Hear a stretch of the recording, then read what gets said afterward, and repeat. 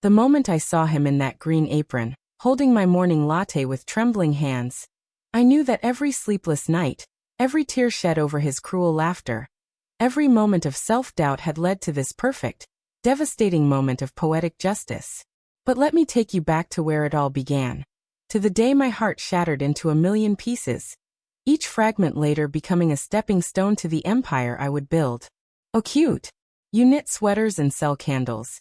That is adorable. Those words still echo in my mind, dripping with the same condescending tone that made my stomach twist into knots. Zach, my then boyfriend, the man I thought I would marry, said this as I excitedly showed him my brand new Etsy store on my laptop screen. My hands were shaking with excitement, my heart pounding with the thrill of finally launching something that was entirely mine.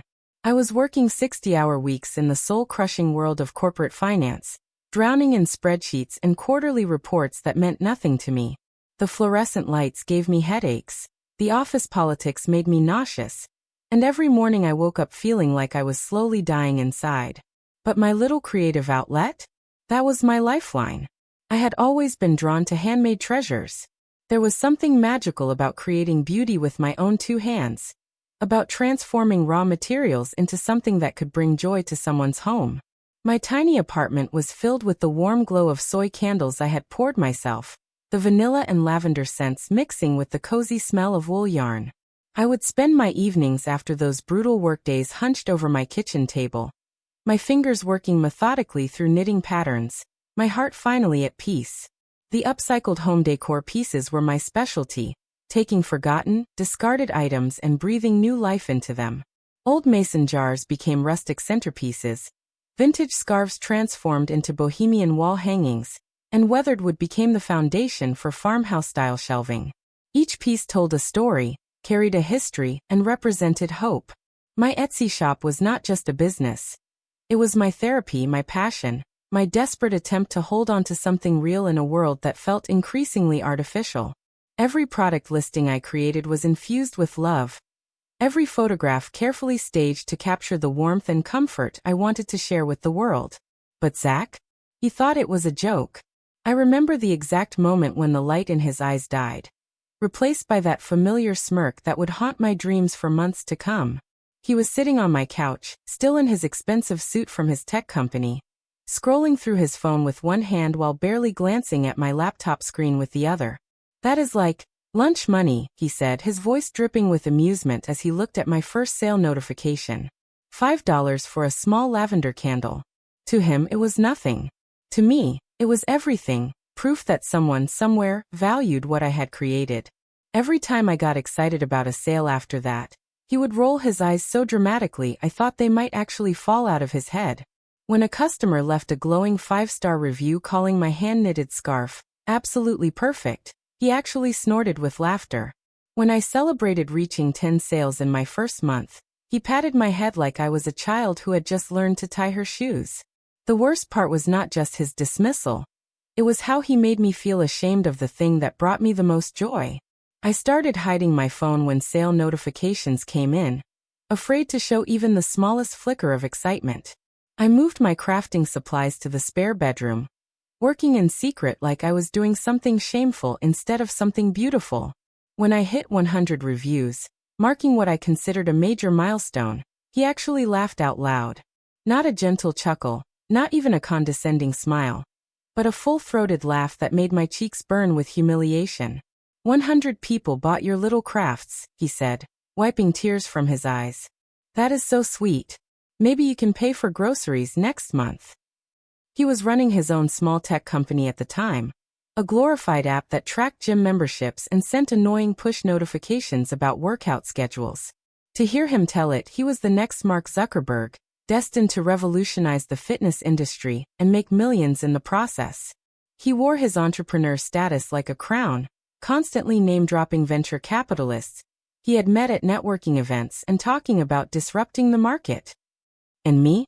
I was just the quirky girl with jars and yarn, the girlfriend who played with crafts while the real adults built real businesses. So I stopped sharing my milestones with him. I stopped talking about my dreams, my goals, my hope of one day turning my passion into something bigger.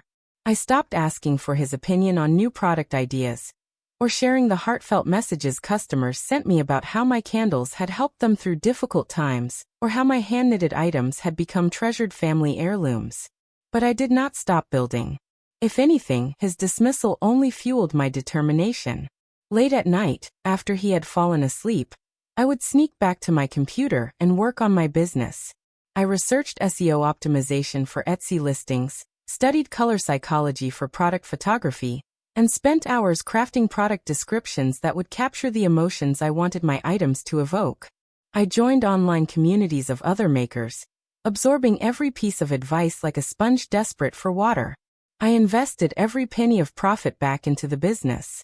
Better materials, more inventory, improved packaging that would make my customers smile when they opened their orders. I started an Instagram account and slowly built a following of people who appreciated handmade beauty. I wrote blog posts about sustainable living and the joy of creating with your hands. The nights were long and lonely, while Zach slept peacefully beside me, probably dreaming about his future IPO. I was hunched over my laptop, my eyes burning from screen glare, my heart aching from his constant dismissal, but my spirit refusing to break. Slowly, month by month, sale by sale, my little joke of a business began to grow. Within the first year, I was making an extra $1,000 a month. I reinvested it all: better equipment, a professional camera for product photos, premium materials that would set my items apart from the competition.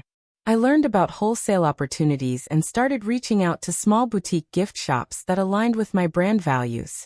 By the end of year one, I was making more from my adorable hobby than some of my co-workers made at their full-time jobs. But I kept it to myself, afraid that sharing my success would only invite more mockery. The second year was when everything changed. I had been featured in a popular lifestyle blog, and suddenly orders were pouring in faster than I could fulfill them. I was working 18-hour days, 8 hours at my corporate job, then 10 hours at home creating products, responding to customer messages, and managing my growing online presence. My apartment looked like a crafting explosion. Yarn covered every surface, candle-making supplies took over my kitchen, and boxes of finished products were stacked from floor to ceiling. I was exhausted but exhilarated, terrified but thrilled. That was when I made the decision that would change my life forever. I quit my corporate job. Zach thought I had lost my mind. "You are going to throw away a steady paycheck for candles?" he asked, his voice rising in disbelief. "Do you have any idea how irresponsible that is? How childish?" But I had run the numbers. My side hustle was making triple what my corporate job paid me. Triple. I had a 6-month emergency fund saved up, a growing customer base, and wholesale orders that would carry me through the transition. More importantly, I had something I had never had in my corporate job: hope.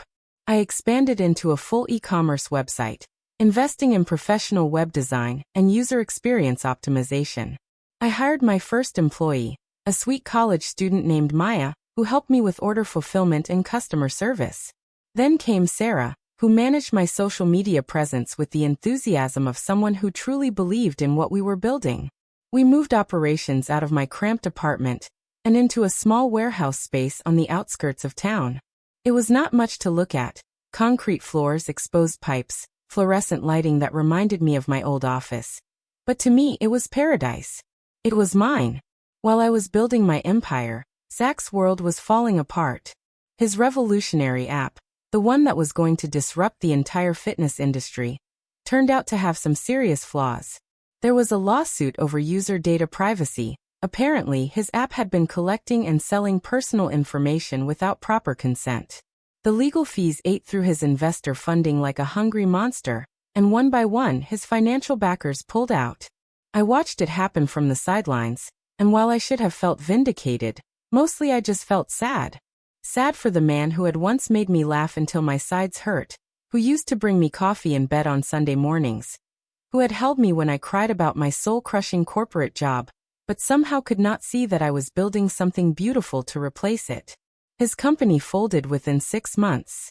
Suddenly, the man who had mocked my lunch money business was scrambling to find freelance consulting work, taking whatever projects he could find to pay his rent. We quietly broke up during this time. There was no dramatic fight, no screaming match or thrown objects. We just grew apart, like two plants that needed different amounts of sunlight.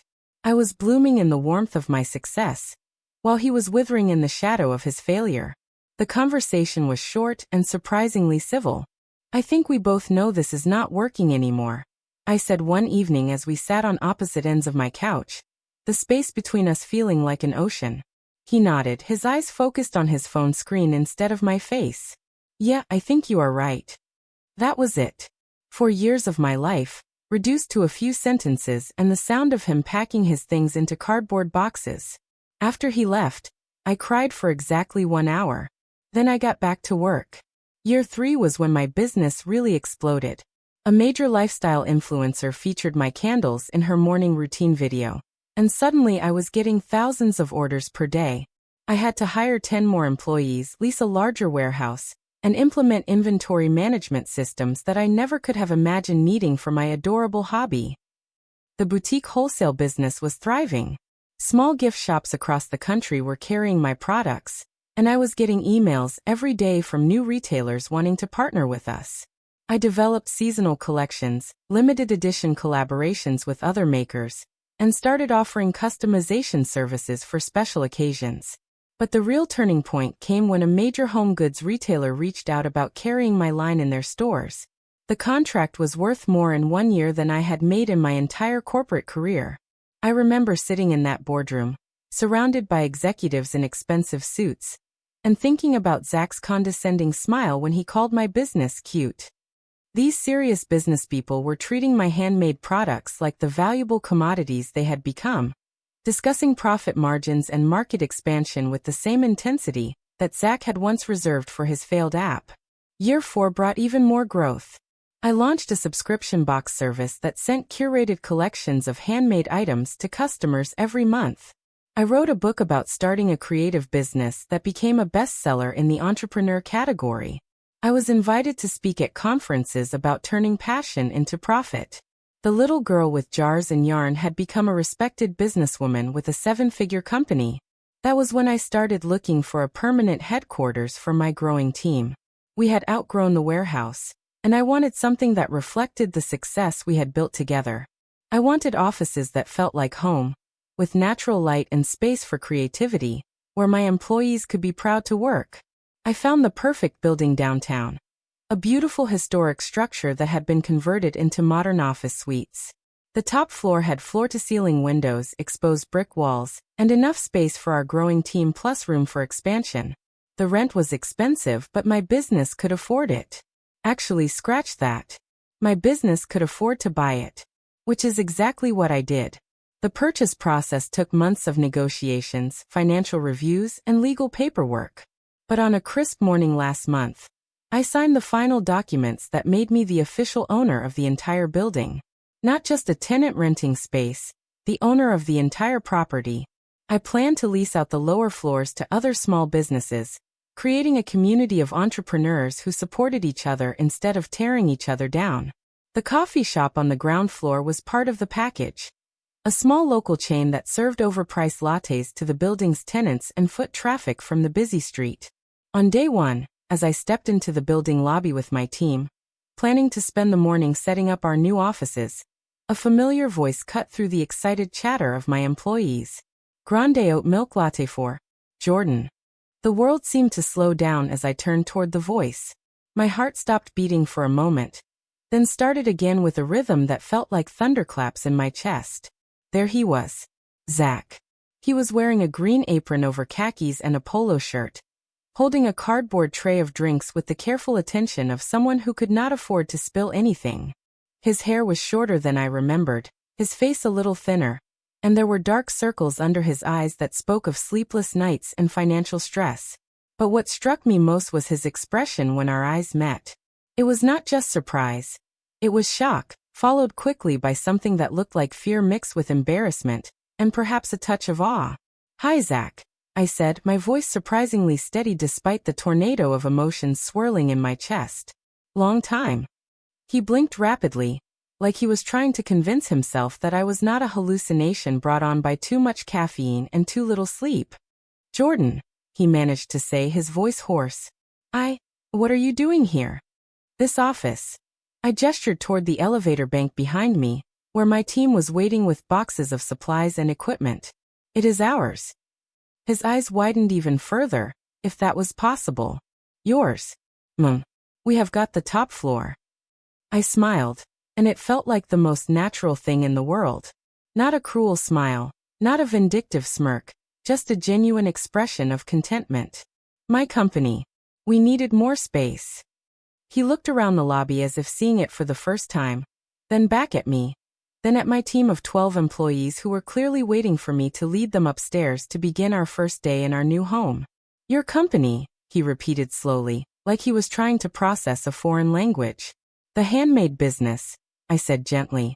The one with the candles and yarn. Remember? The color drained from his face so quickly I was concerned he might faint right there in the lobby, spilling overpriced coffee all over the marble floor. That night, after my team had gone home and I was alone in my beautiful new office space, I stood at the floor-to-ceiling windows looking down at the street below.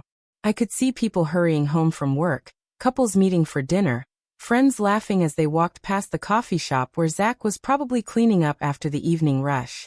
I thought about the girl I used to be, hunched over her kitchen table with yarn and hope, desperate for validation from someone who could not see her worth. I thought about all the nights I had cried myself to sleep, wondering if he was right, if my dreams were just childish fantasies that would never amount to anything real. I thought about the moment I stopped seeking his approval and started trusting my own vision. The next morning, I walked into the building like I owned it, because I did. Zach was behind the counter again, and when he saw me approaching, his hands actually trembled as he prepared my usual order. Somehow, he had remembered that I preferred almond milk matcha lattes over coffee. One almond matcha latte, he said quietly, his eyes fixed on the counter rather than my face. Thank you, I replied, leaving a generous tip before heading to the elevator. This routine continued every morning.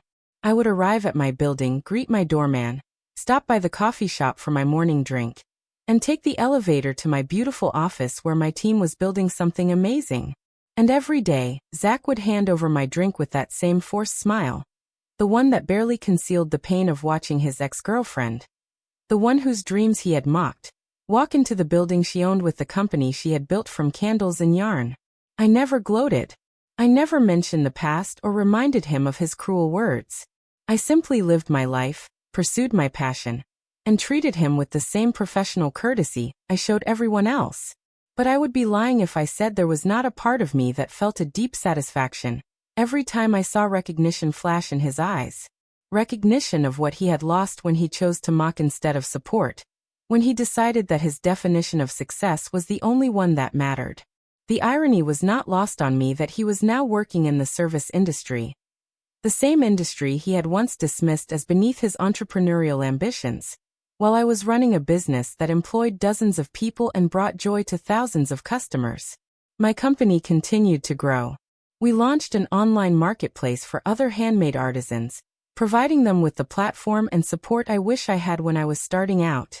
We established a scholarship fund for young entrepreneurs who wanted to turn their creative passions into sustainable businesses. We partnered with local charities to provide crafting supplies to underprivileged children. Every success felt like vindication, not just for me but for everyone who had ever been told their dreams were too small, too cute, too adorable to matter. 6 months after moving into the building, I received an email that made me pause. It was from Zach, sent to my business email address that he must have found on our website. Jordan, it read. I know I have no right to ask this, and I understand if you do not want to respond. But I owe you an apology. I was wrong about everything.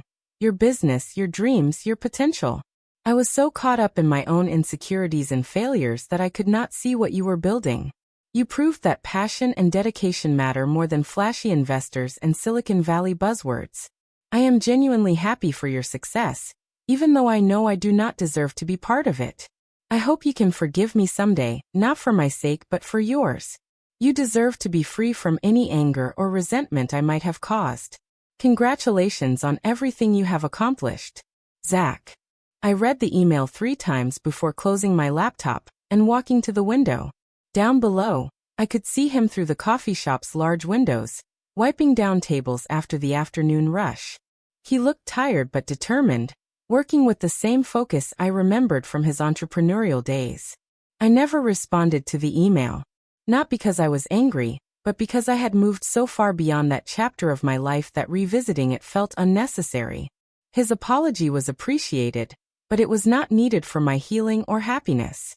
My success was not about revenge or proving him wrong. It was about proving myself right. Right to follow my passion, right to believe in my vision, right to build something beautiful in a world that often dismisses handmade things as impractical or unprofitable. Every morning when I walk into my building, past the coffee shop where Zach serves lattes to pay his bills, I am reminded of a simple truth. The people who believe in your dreams matter more than the people who mock them. And sometimes, the most important believer you need is yourself. I built my empire one candle at a time, one knitted scarf at a time, one satisfied customer at a time. I built it with late nights and early mornings, with tears and determination, with the unwavering belief that creating beauty was a worthy pursuit regardless of what anyone else thought. The girl with jars and yarn became the woman who owns the building.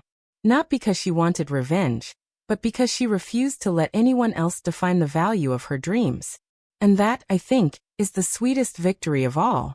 Subscribe to our channel for more inspiring stories of triumph, transformation, and the incredible power of never giving up on your dreams. Hit that subscribe button and the notification bell, so you never miss our latest uploads featuring real people who turned their biggest challenges into their greatest successes.